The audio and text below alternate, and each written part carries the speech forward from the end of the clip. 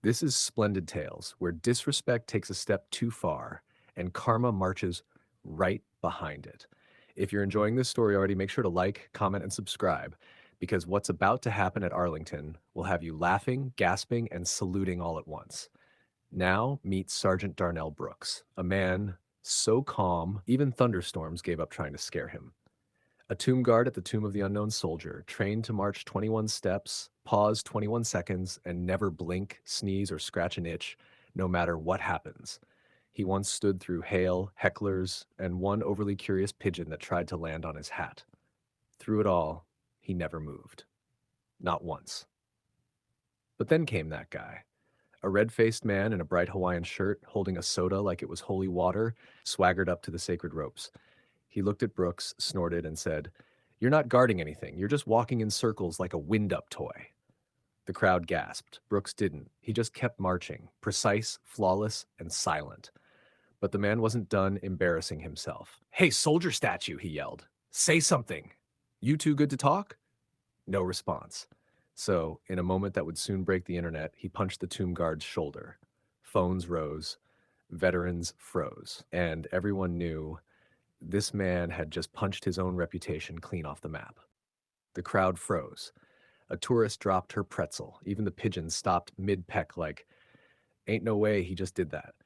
But Sergeant Darnell Brooks didn't move. He didn't blink, didn't even flinch. He just turned his head, slow and steady, like a marble statue powered by pure military disappointment. The man laughed nervously. "Oh, so you can move. What, you gonna salute me next?" A veteran in the crowd muttered, "Son, I'd move countries if I were you." Brooks stayed silent. Every fiber of his being said, "Ignore him." Tomb guards don't respond. They endure. Even as soda splashed near his shoes, even as the man mock marched in sloppy circles, Brooks kept his composure so perfectly, it almost felt supernatural. The crowd began whispering, "That guard's gonna snap." "No, he's built different." "Someone record this. The internet needs to see it." And oh, they did. Cameras everywhere.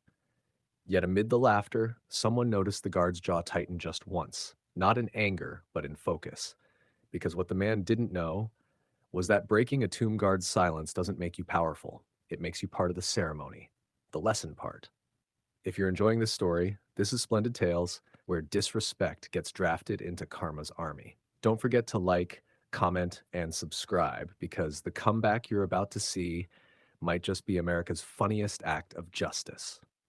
Now I'll ask you, if someone punched a tomb guard in front of you, would you record or salute?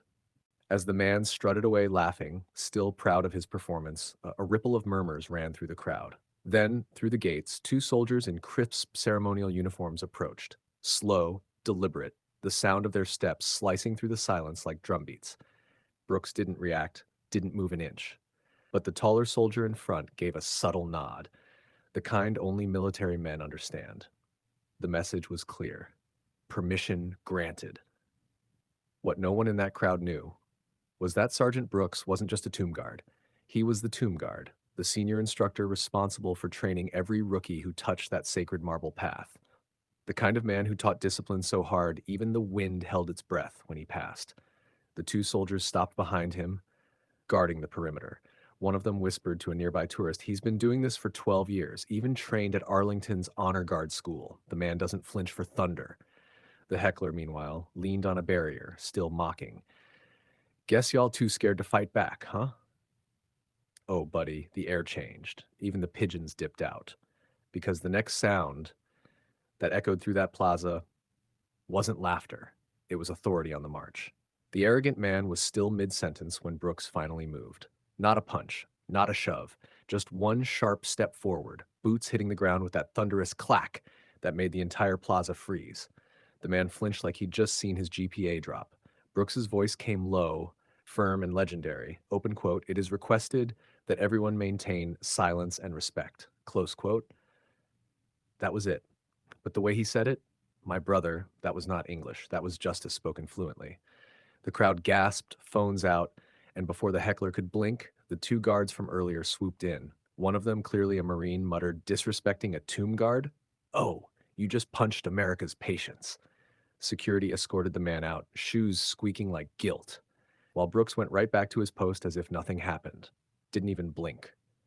The whole plaza erupted in applause, a sound so loud it shook the silence he had guarded for years. Within hours, the video went viral. Veterans, families, even school kids reposted it and was like, discipline has no volume, only power. And as for Brooks, he stood where he always stood, silent, proud, unshaken. This is Splendid Tales, where every act of humility finds its voice in justice. If you enjoyed this story, like, comment, share, and subscribe. It helps us bring more real life legends like this to light. Question for you. If you were standing there that day, would you have stayed silent like Brooks or spoken up? Until next time, remember, some battles are won without a single word.